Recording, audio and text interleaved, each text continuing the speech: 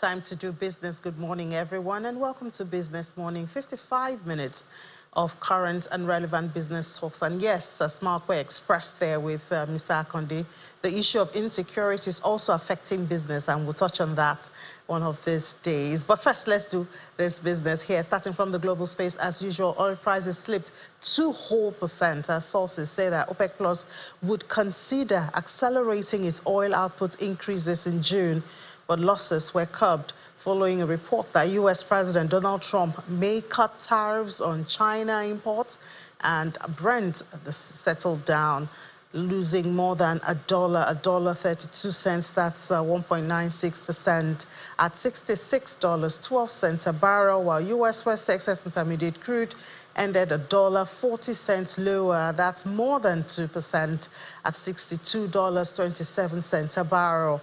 Global benchmark hit a session high at $68.65.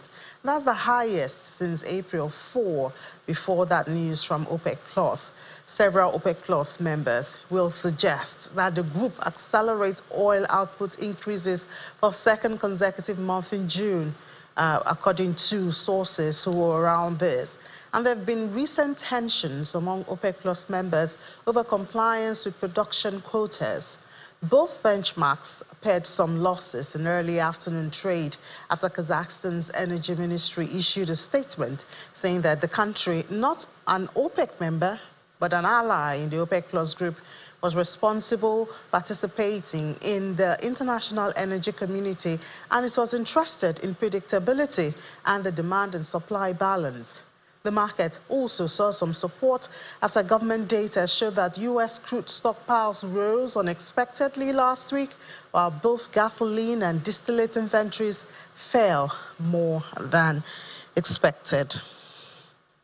Yes, and one of those issues driving oil prices this morning, several OPEC Plus members are pushing for another oil output hike in June following disputes over production quotas. Some countries are proposing a 411,000 barrel per day increase. That's similar to the increase they had in May. Oil prices fell to a 4-year low in April, partly due to the unexpected output boost. A decision on June's output will be made May 5th, with Saudi Arabia yet to comment. Saudi Arabia had pushed for the faster increase after Kazakhstan and Iraq exceeded quotas. Oil prices briefly rose before dropping 2%, as we shared earlier. Away from the oil space, the federal government of Nigeria plans to raise between 900 billion and 1.2 trillion through the domestic bond market in the second quarter, marking a significant reduction from the 1.8 trillion target set for the first quarter of this year. This is according to the federal government bond issuance calendar for the second quarter of 2025, published by the Debt Management Office.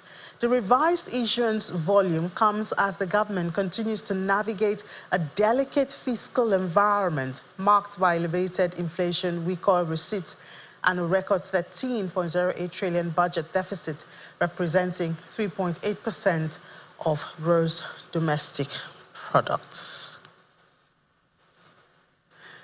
Still at the ongoing spring meetings in Washington, the International Monetary Fund is advising the federal government to spend wisely after it made difficult reforms to save more. This is as it said that there's an urgent need for fiscal authorities and governments across the world to build buffers. Speaking at the Fiscal Monitor press conference at the ongoing 2025 IMF World Bank spring meetings in Washington, the Director of Fiscal Affairs Department at the IMF, Victor Gaspar, said there's need for governments to act urgently and decisively as they face stark trade-offs and painful choices. Financial markets have partially corrected and financing conditions have tightened. Global public debt is very high and rising. According to the WEO reference projection in 2025, it will rise above 95% of GDP. It is higher and growing faster than pre-pandemic. In a fast-changing and perilous world, ministers of finance must act urgently and decisively. They face stark trade-offs and painful choices. Policymakers should invest their political capital in building confidence and trust. That starts with keeping their own houses in order. Nigeria managed to do a very difficult reform that was important to deliver fiscal saving. The authorities also scale up targeted transfers. What we think there is what is important to act on two pillars. One, generate additional fiscal saving. We mentioned revenue mobilization to really scale up spending on social protection, spending on investment. However, as I mentioned, many countries they need to spend, and there I want to go back to Vitor's first remarks. What we recommend countries is to spend very wisely. So strengthen prioritization in terms of spending, strengthening the efficiency of spending is important. Let's find out perhaps some of those painful choices that the IMF is warning Nigeria about with the Chief Executive Officer of Financial Derivatives Company, Mr. Bismarck Rewane. Mr. Rewane, good morning and welcome to the program.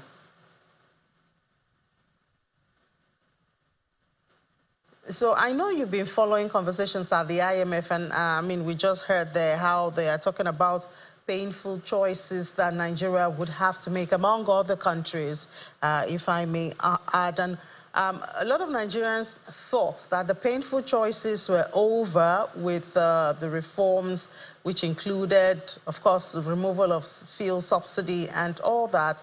What are the painful choices do you think Nigerians should prepare for following the conversation there from the IMF? Unfortunately, a lot of us continue to think of the past rather than the future. What was appropriate and what was adequate in 2023 may not be appropriate and adequate in 2025. So the fact that we removed subsidies in 2023 or reduced subsidies in 2023 allowed for an alignment of our exchange rate does not mean that you do nothing else. Those things were necessary but not sufficient. What makes it sufficient is what we're looking at in the future. Today, is IMF in the Article 4 review is projecting that our inflation rate, based on the new methodology and new basket, is going to increase to 30% this year, and it's going to increase to 37% next year. That calls for us to pause and take a look at what we're doing. At the first segment of this program, you did say that the Debt Management Office is reducing the amount of bond issuance. As a matter of fact, based on what the IMF is saying, and based on the fears that inflation is likely to spike again for a number of reasons, that is the more reason why we should increase the bond issues that we're making so that we can mop up more liquidity out of the system, not to reduce it. From 1.8 trillion in the first quarter to 1.2 trillion this quarter is actually moving in the wrong direction. So that's one of the painful choices. Secondly, let us ask ourselves that why would the IMF be projecting inflation at 30% when today where inflation is at 24%? The reasons are simple. One, if you look at the monthly inflation of March, the monthly inflation came in at about 3.4% or so. When you analyze it with the formula, it comes out at 58%. The month-on-month inflation is a much more accurate reflection of inflation than the year-on-year inflation because you are comparing last year with this year. But this time we are comparing February and March. Therefore, you will see that in this month-on-month inflation of 58%, it tells you that maybe the IMF have seen a few things that will make them worry about inflation increasing to 30% this year rather than declining. What are the factors that cause inflation, and why should we be looking at it to dealing with it immediately? One, the price of oil. Today, the price of oil, you just said it, is $66 a barrel, and OPEC is threatening to increase their production. If you take $66 a barrel, at a time when the dollar has fallen by almost 12% against the basket of currencies, the effective price of oil you're getting is actually about $54 a barrel, because you have to discount that 6% by almost 10 or 12% of the reduction in value of the dollar. What does this mean? It means that the Nigerian government and other oil-producing countries will have to look for additional money, right? And the fiscal deficit, that is the amount since their revenues are falling, the amount they are going to spend will have to reduce, or they will have to borrow more to meet that spending. That's where the crunch. Now, secondly, Dangote has helped us by bringing down the price of oil, and the price of PMS, and the price of diesel. But for how long can this continue? We believe that it is possible that the prices begin to find fair value, comparing it closely to those of our neighbors, because we are selling our petrol for about 70 cents, while the neighbors are selling theirs for about $1.20. So at one point in time, the price of our petrol and the price of petrol in neighboring countries begin to get closer to equilibrium. All right, Mr. Rewane, before you go on, please, let me just try to understand this. And I'm glad that you referred to the reduced domestic borrowing plan of the federal government, especially for the second quarter of the year. And also, we are still having that drop in the oil prices, while our production is still not hitting, even the target, not to mention the 2 million that we aim for. So where else can because, I mean, the budget still hasn't changed. The deficit is still above 13 trillion naira. So where else can the government go to fund the budget? Well, you see, it's not that the government went into the market to go and bring the price of oil down. You see, all of us are responding to the tariff and trade wars. So these were unexpected exogenous variables. And therefore, we respond to them and also plan for the future. So Nigeria, as a matter of fact, is one of the countries that have been least impacted by this amongst the African countries. But that does not mean that we are not going to face the squeeze. The squeeze is here. So with the dollar, about a month ago, it was $1.27 to £1 sterling. Today it is $1.33, 34 to £1 sterling.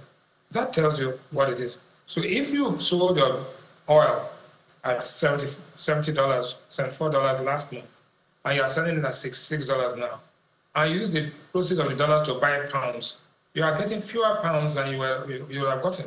So the effective price of oil has dropped, and that means that there's a fiscal gap that we have to fill up. To fill that fiscal gap, we need to borrow money, or, God forbid, we have to reduce our expenditure. If we reduce our expenditure, then we begin to feel that squeeze. Not only that, we also have to block the leakages. And the real problem here is that as long as leakages exist, as long as there's no fiscal consolidation, as long as there's loose spending, you will have the side effect of what we are facing today. And so, again, we always say that let us prepare for the worst and always hope for the best.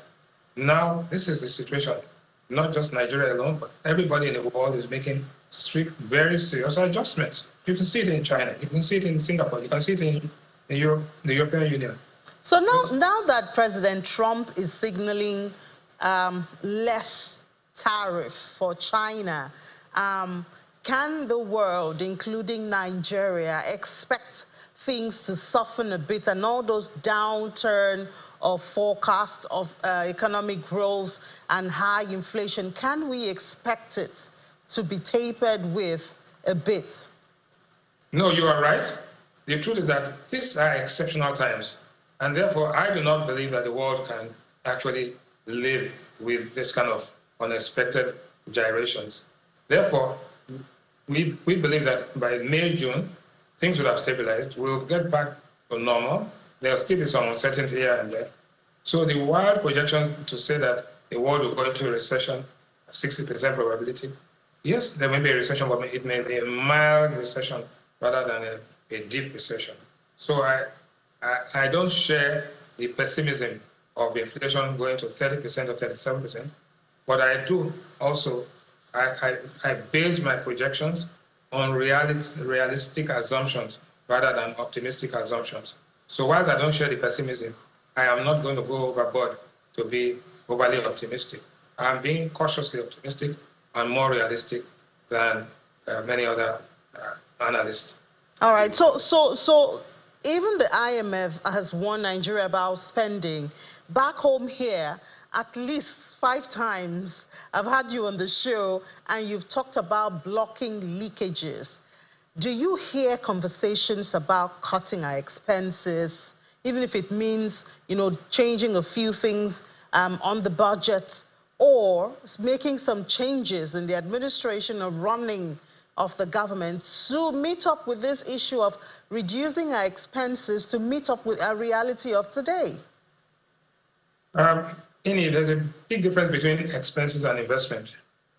Expenses is what you spend on the daily routine. Investment is you are investing for the future, and you have an investment multiplier. I think that cutting expenditure is not the same thing as optimizing expenditure. If you can buy a car, right, for 200 million, and somebody brings an invoice and says you should buy it for 300 million, maybe the invoice comes from an incredible part, and you spend 300 million, while in fact you could spend 200 million. That is what the IMF is talking about. Optimize your expenditure. Make sure that there's value for money. In most cases, both at the state level and the federal level, there's a lot of fat and leakages in the system, and the leakages are a negative investment multiplier. We can't afford it, especially at this time. But to ask us to cut our expenditure at a time when we need to invest more, is like asking a man with ulcer to go on a fasting mission, right? Even the Quran and the Bible says that if you are ill, assuming that you have an ulcer, you are exempted from fasting. So Nigeria should be exempted from fasting at this time. But also, if the fact that you are exempted from fasting doesn't mean that you should go on a binge and start spending money as if you are a drunken sailor. So somewhere in the middle, Nigeria will invest more, optimize its expenditure to make it more efficient, and then the results will show for themselves. We cannot continue saying that, oh, the IMF is wrong in its projections, the world is against us, the price of oil is falling because of certain things.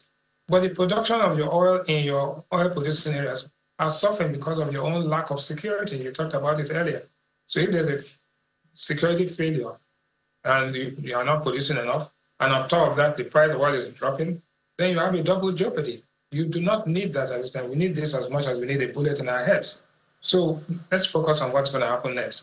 I think that the global uncertainty will reduce. We think that the price of oil will come back up marginally. We think that also that inflation is not going to go as far out as 30 or 37%, but it will still go higher to about maybe 25, 26, 27%. And then it means that the central bank will now have no choice but to maintain the current rates or even increase them to ensure that the liquidity saturation does not hurt us in terms of inflation expectations. I think that is very important. But luckily, the price of petrol is down. Luckily, we are seeing some increase in production, but we are also beginning to see here domestically that price of commodities are now beginning to increase, and for a number of reasons. And that we have to deal with that immediately. As far as I'm sure one of the reasons to be insecurity, it's been really bad in the last couple of weeks. Yes, it is. And the security situation, first of all, it increases anxiety, it increases investor skepticism, but also makes sure that it doesn't enable goods to move from one part of the country to the other. So you are beginning to see an inflation differential. You see the same price of commodities that you could see in Lagos at a particular is some very high in Kebbi or somewhere because people cannot go there to buy the goods that are there, or people cannot even send goods there. So security is a recurring decimal, and either politically motivated or otherwise, it is something that we cannot afford at this time. So we have to deal with our security, both in the Niger Delta where the oil vandalism is taking place, both at the food basket in Benue State and also in Kebbi and in North Central. Insecurity is what we do not need at this time at all. It's the worst thing to happen at the worst time. So do you see the government turning to, we've talked about diversifying the resources or the source of revenue for Nigeria for so long. I wonder if we still need to talk about it. But non-oil exports could be a way out at this time. But, even in that aspect, we still have a lot of deterring factors. Yeah, so non-exports, let's take it easy. First and foremost, cocoa. Cocoa is about almost 9,000. As a matter of fact, the cocoa, the chocolate manufacturers, KitKat and others have actually said that the rising price of cocoa is over and that they are happy to have it at $8,000, $9,000. That is 4 times higher than what it used to be 2 years ago. So we'll make a lot of money. We expect to make at least $3 billion this year from cocoa. From fertilizer exports alone, we are expecting to make over $4 billion. From service sector, diaspora remittances, entertainment, movies and others, Spotify, we are going to be making a lot of money. So the picture, the long run picture, in fact, the short run picture is not that bad. The only thing that we do not have, that we have control over, that we are not doing, is blocking the leakages domestically, both in the public and private sector. So what are we seeing? We are seeing people domesticating their debt. So a lot of companies that were borrowing internationally are now borrowing domestically so that they don't suffer from the exchange rate losses of the past. And you were on the stock market yesterday and you saw all the numbers looking green. We expect some more green today because the Nigerian breweries announced their results and it's excellent. So more results are going to come out for Q1, which shows that on a quarterly basis, the companies are now beginning to break even. And you can see the stock market yesterday gained, and you announced it on the business news. Now, if that sustains itself, and the central bank maintains the discipline of ensuring that foreign exchange is available and there's price discovery, and the Ministry of Finance reins in excessive expenditure, then the picture for the second quarter for Nigeria will not be as bad as feared. And I think that is good news at this time. But again, that doesn't mean that because the price of oil has come down to $60 a barrel or lower than that, we need some belt tightening and we need to optimize the use of our resources and we need to get value for money. We cannot spend 300 million naira for something that is worth only 200 million or 150 million naira. We cannot throw money away at this time. We can ill afford it, both politically or from an economic perspective. All right, Mr. Bismarck Rewane, Chief Executive Officer of Financial Derivatives Company, thank you so much for your perspective. Thank you for having me. Let's take a break. When we come back, a conversation we had yesterday about the Raw Materials Research and Development Council bill.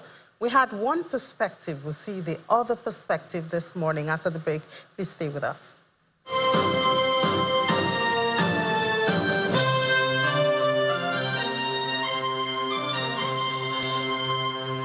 Welcome back to Watching Business Morning here on Channels Television. So yesterday we had a conversation with Dr. Muda Yusuf on the Raw Materials Research and Development Council bill, which is compelling, or is supposed to compel, it's still in the process, not yet a law, supposed to compel exporters to add at least 30% value to any raw material before it can be exported. And Dr. Yusuf feels that that is not the productive or progressive way to go, that it will stop a lot of exporters from engaging in their productive businesses, employment will be threatened and all of that. So let's get a bit of what Dr. Yusuf said and then we'll take the other side of that conversation.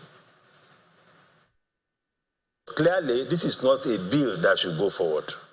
You know, it requires a lot more, more rigorous thinking, evidence, research, and study.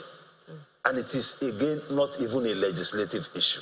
It's a regulatory issue. You don't have to go to National Assembly to be legislative. I mean, where are you going to start from? And apart from that, you are going to lay another set of hurdles. You want to export now, how do you determine 30%? You have to go to raw material research, they will test it and all of that. You know, how do you go about all those things? And each bottleneck you create for businesses within the bureaucracy, it's additional burden. It's additional vulnerability for corruption. So we don't want too many of these things in place.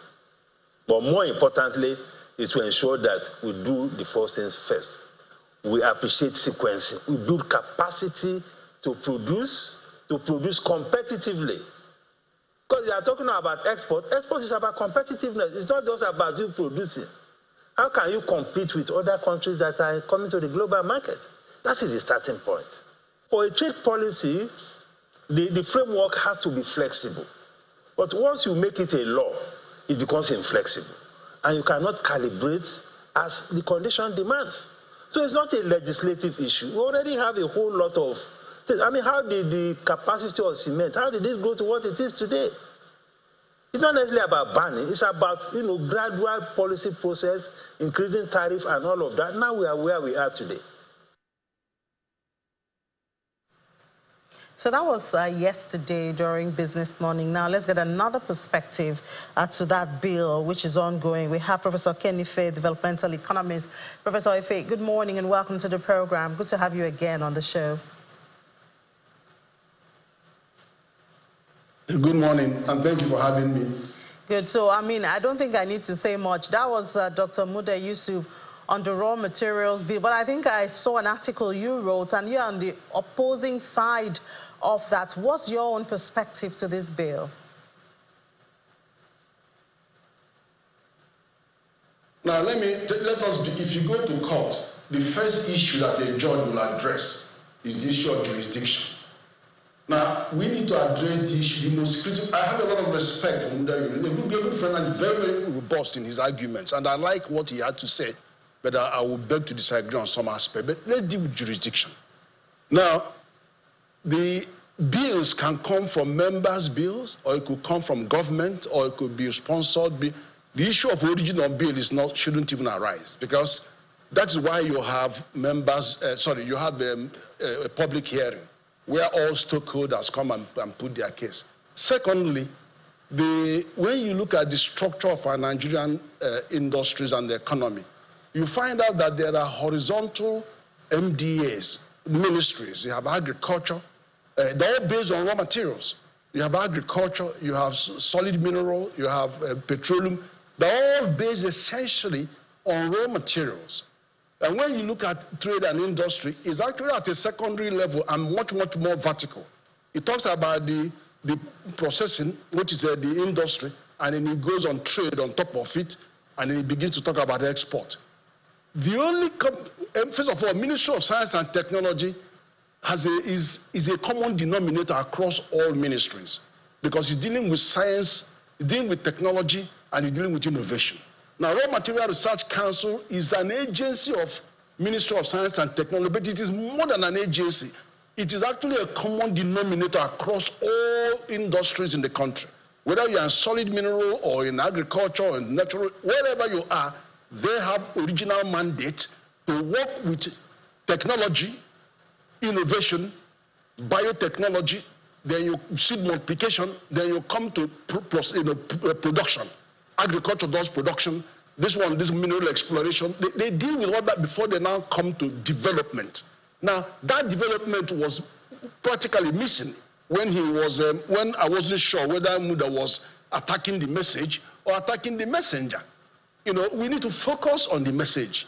So mandate, the only organization that has that 100% mandate to deal with issues of research, issues of development across all sectors, and then migrate it to the point of consumption or export is Raw Material Research and Development Council.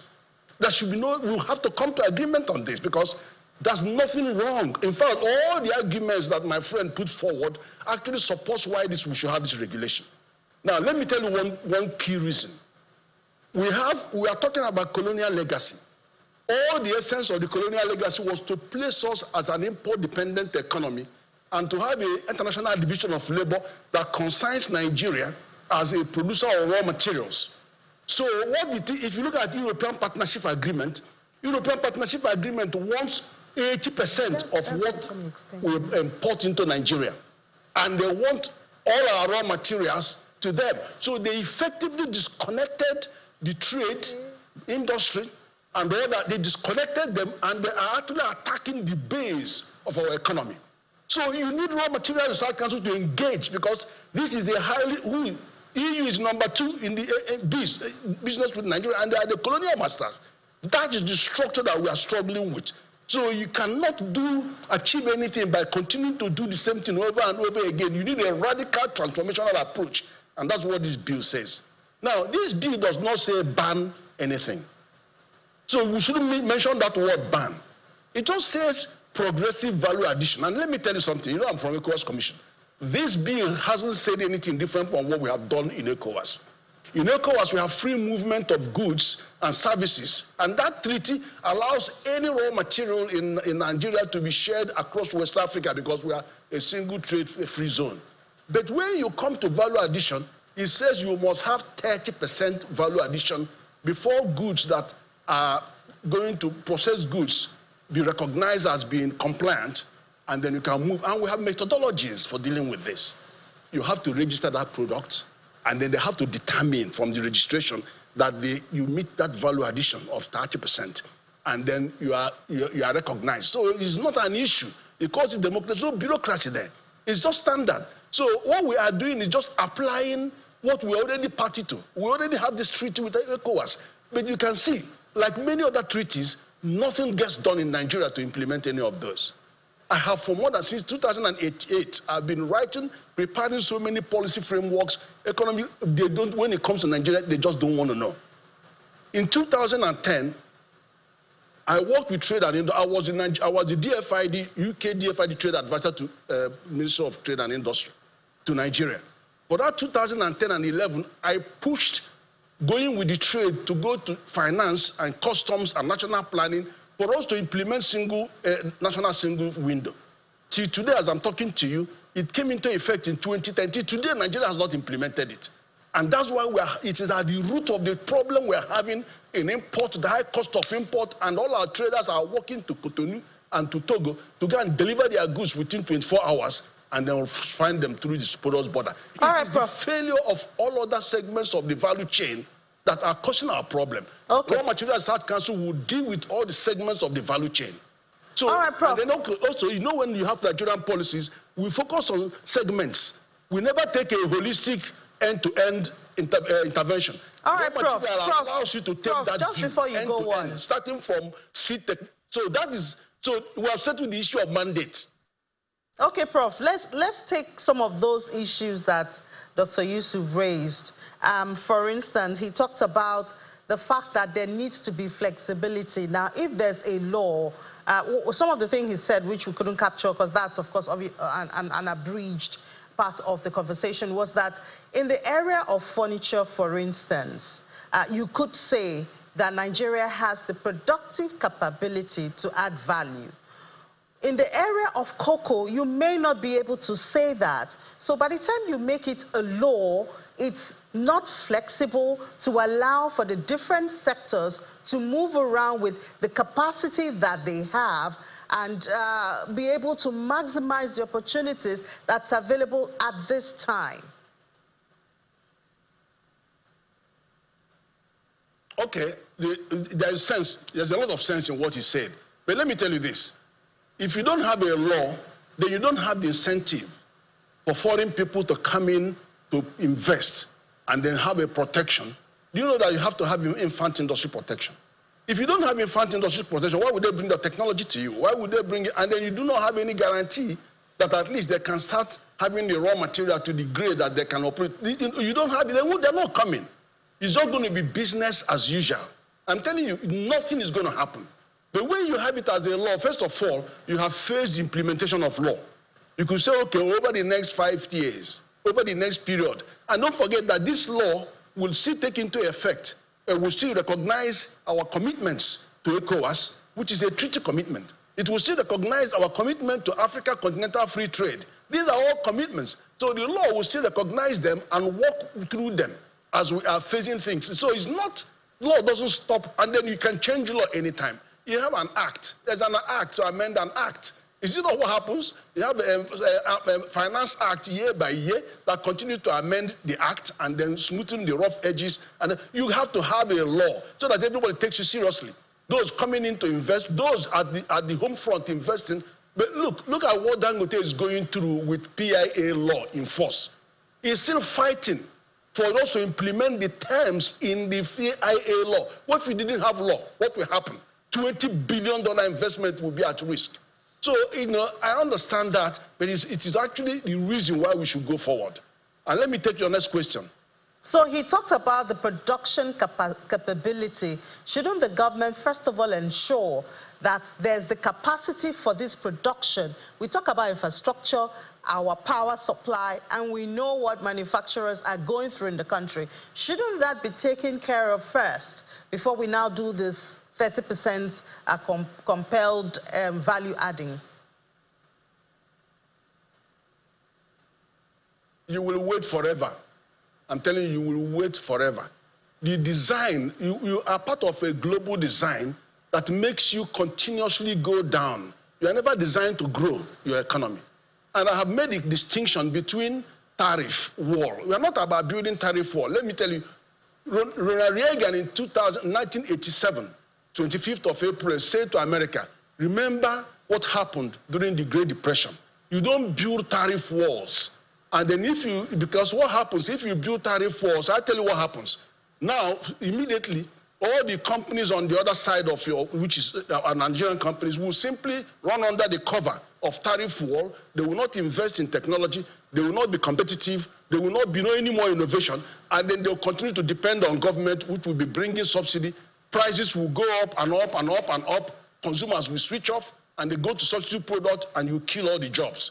And if countries apply similar tariff against you, what means is that 5 million jobs, American jobs, are going to go that are doing in export, and those 5 million jobs in import will go, 10 million gone. But that is not what we are talking about here. We are talking about a small wall that enables you to bring in all the investment in technology, that makes sure that you encourage all the investment in your inward to build the infrastructure, the productive capacity that deals with innovation, that deals with all other supply chain. Is a value chain approach.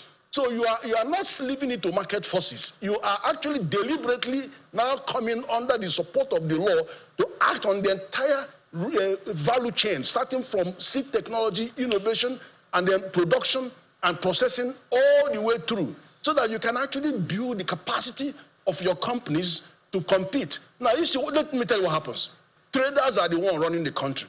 They're running the country because they go to the north, they bring the thing. You carry yam from Benue. By the time it gets to Lagos, half of it are rotten. I mean, cassava value chain, we've done 5,000 hectares last year, and we're doing 20,000 hectares. Hear the story of the cassava. The biggest product in Africa, Nigeria, we're about 25% of world production, 64 million metric tons. 90% of this is presumed to have been consumed in Nigeria. Only 10% is available for people to process. But 40% of that is post-harvest loss. You're not getting investment into there.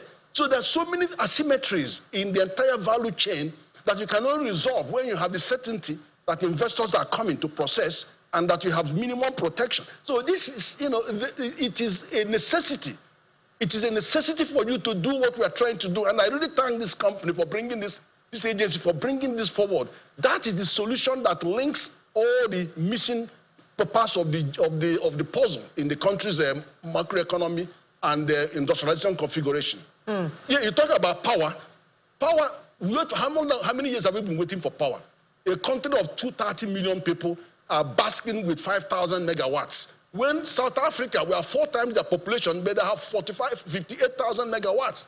So per capita is about 40 times more power than Nigeria.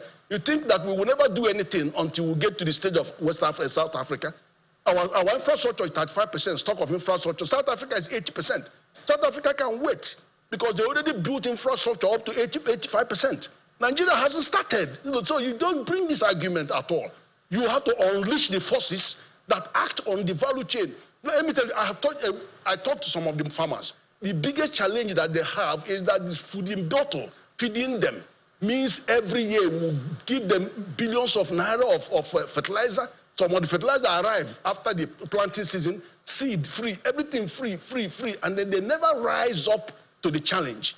So if you've got that's the disconnection. That's how the colonists want us to operate, and that is how we're operating. Feeding bottle here. Look at what we're doing in oil and gas. And look at solid mineral, 44 solid minerals, only 5 is giving South Africa almost 40% of their revenue. But look at Nigeria. They're all scattered. That is the design. You must rise above this design and do all the connections. And it is value chain. If you don't have technology and innovation, then you'll never be able to be competitive. Whatever you say. So it is a market. This is the economy is driven by feeding bottle. Is the traders that are driving the economy.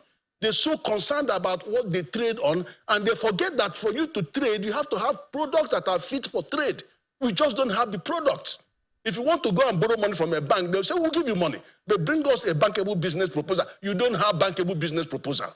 So this is the situation. So this bill touches the nerve that is required to activate industrialization in the country. Touched on, and his concern there stems from how do we measure the 30%? Because, I mean, who says 30% addition on cocoa, what would it result to? The one on furniture, what would it result to? Which is why he brought in the fear of bureaucracy, and we know with bureaucracy comes opportunity for corruption and compromise. That's not true. I've told you what we are doing in ECOWAS. We're already applying ECOWAS Trade Liberalization Scheme, ETLS. That requires 30% value addition. So what we do is that you can move any raw material product across West Africa because it is a free trade zone. It's protected under the free trade, free movements. We call it free movement of goods and services and capital and right of establishment. But the second one is taking it to value addition. And we say 30%. If you want to trade this product freely without duty in the whole of West Africa, you must demonstrate to us that it has met a minimum of 30% value addition. So how do we do that? Companies can move refined products. If you cannot demonstrate to us, we'll charge you the duty. But if you can demonstrate to us that this product meets 30%, how you demonstrate it is take a product, it's product by product. You now give a breakdown of what it contains, and then we'll now see where you've added value. You have heated this, you have dried this, you have added. So we can see that. So we can see even the packaging of the product is part of it. So we get all that. It's very easy. So the product is registered because it has made this requirement. We know what it is. It's not a bureaucracy. NAFDAC does the same, but NAFDAC focuses on the quality, the analysis of the product. And looking at you have sanitary and phytosanitary issues around it. You have the test of pesticides test and all this content. You have all this measurement. That's science. The other people, SON, does the same in that. But we are talking about a slightly different ball game. But those years, the quality issues will still come in. So are you going to say NAFDAC to stop what they're doing? To tell SON to stop what they're doing? They're doing what they are doing, and you meet this requirement once. You don't go every day to share it. Once you meet it and it's ready, then it keeps going in and out. But we have to do this. All right, Prof, thank you so much. We hope, two eggheads, Dr. Yusuf, Professor Ife, both of you, and thank you, your friends, that you can help us to find, a middle ground in all of this. But Professor Ken Ife, developmental economist, thank you so much for your views on the program. Really appreciate it. My pleasure. Please, anytime, we need to educate people about what this means to Nigeria. All right, Prof, that's noted. Okay, let's go to the global scene now and see what's happening there. Of course, President Trump is in the news. So following the comment by him, President Trump, that the current 145% tariff on Chinese imports is very high, and it won't be that high, but it won't be zero. We have Secretary Scott Bessent now saying that there is an opportunity for a big deal here on trade issues between the United States and China. Already, a dozen states sued President Trump and his administration on Wednesday, seeking a court order declaring that his new tariffs on foreign imports are illegal. And guess what? China has been quiet so far. We'll see what the response is following that. The dollar took a breather on Thursday following a sharp bounce after U.S. President Donald Trump backed away from the threat to fire Federal Reserve Chair Jerome Powell, and his administration opened the door to softer stance on China tariffs. After dipping below 140 yen on Tuesday, the dollar has rebounded off major chart support and was last at 142.75 today. It caught an extra boost when Treasury Secretary Mr. Scott said that the U.S. did not have a specific currency target in mind ahead of talks with his Japanese counterparts. The Fed has also said that the current de facto embargo on U.S.-China trade was unsustainable, while cautioning that the U.S. would not move first in lowering its levies of more than 100% on Chinese goods. The dollar has recovered from a 3.5-year low of 1.1 per euro, but encountered a little selling in Asia morning to steady around 1.13. It's clear by now that no other currency is as sensitive to headlines like the dollar. In the UK, private sector activity falls to more than a 2-year low across the UK's private sector, and it's plunged to more than 2 years low as Donald Trump's tariffs hammered exporters. The S&P Global Flash UK Composite Purchasing Managers Index, that's their PMI, reported from a reading of 48.2 in April. It's up to 51.5 in March. The flash figures are based on preliminary data. Any score we know above 50 indicates activity is growing, while any score below means there's a contraction around that. Now, the latest reading was weaker than expected, with a consensus of analysts having predicted about 50.5 for the month. Survey respondents in both the factory and services sector said weakening demand from abroad hit their business activity, with new international work falling at the fastest pace in nearly 5 years. Employers also made job cuts across the economy in April, with staffing numbers falling for the 7th consecutive month. Meanwhile, optimism for the year ahead fell to its lowest point since October 2022, with many survey respondents citing worsening conditions in the wake of U.S. tariffs. Manufacturers saw a fall in production for the 6th consecutive month, with the latest decline being the steepest since August 2022. From there, let's go to Japan. Japan's Tokyo Stock Exchange is asking listed companies to reduce their minimum investment thresholds to attract smaller retail investment. Current guidelines suggest companies keep the minimum investment below 500,000 yen, that's about $3,500, and they now hope to lower that to around 100,000 yen. The move aims to make it easier for a diverse range of investors to invest in individual stocks, thereby stimulating the development of the Japanese economy. And we'll see how this goes. Foreign investors own about 32% of the Japanese stock market, while domestic investors have 16%. TSE's most recent data in 2023 showed this, and financial institutions make up the rest of almost 29% of the domestic stock market, while the remaining is divided among securities companies, business corporations, and government entities. And the move marks a complete reversal of the government's attitude before now. In China, Boeing's Chinese customers are refusing delivery of new planes built for them due to tariffs. The U.S. plane maker, that's Boeing, has confirmed this, and they say the third Boeing jet started returning to the U.S.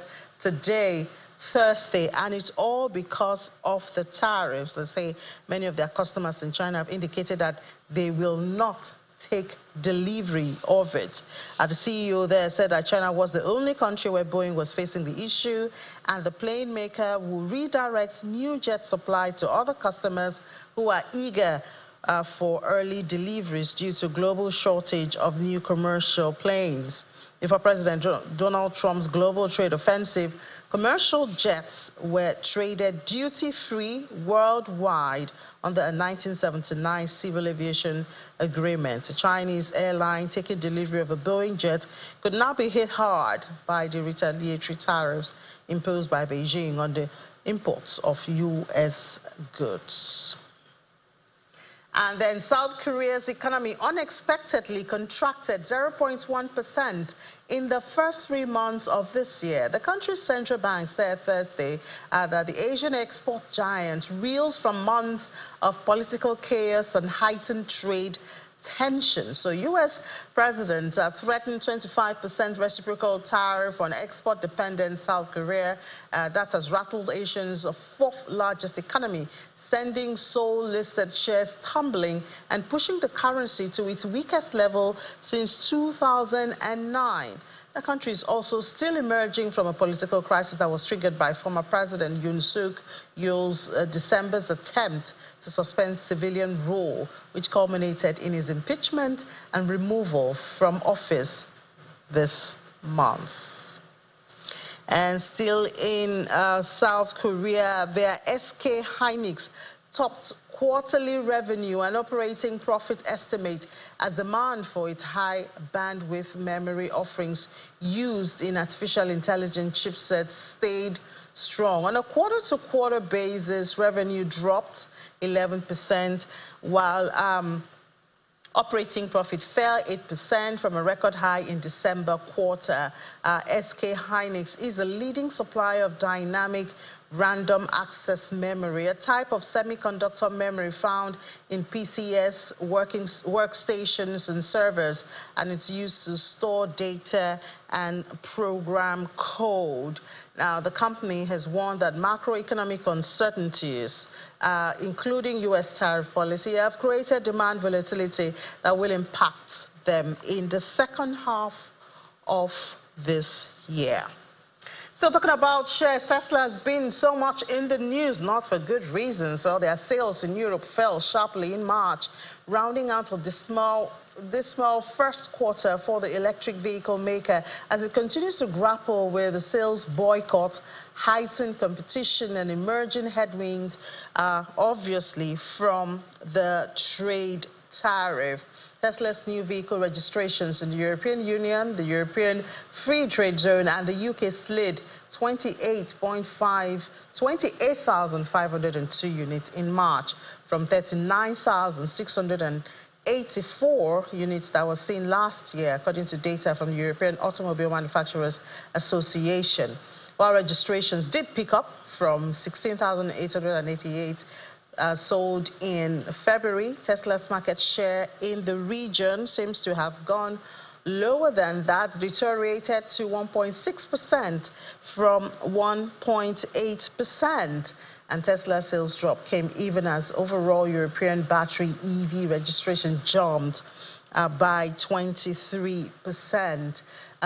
There was also plug-in hybrids, and hybrid electric sales grew 19.5 and 24.5 respectively, while petrol vehicle sales slid.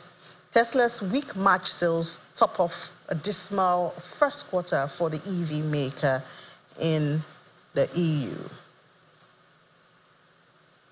Well, Mr. Musk says he's going to give more attention to his private company, his Tesla being part of it, and less to Doge. I think he said he's going to give a maximum of 2 days in a week to Doge, and we'll see if he will be able to meet up with that and if that would change sentiment around him and his company and products. But that's it on global news, and yes, it's time to go, but not before giving you the good news. An exciting one that the market closed really good yesterday, gained more than 300 billion naira, brought the market cap back to the 66 trillion naira level. Yes, intraday we went back to 105 for the oil share, sustained that to the close. Hope the color doesn't change at intraday today. We'll tell you about it during Business Incorporated at 1 p.m. I'm Ini John Bekwa, and I'll see you then with Aniti Edits.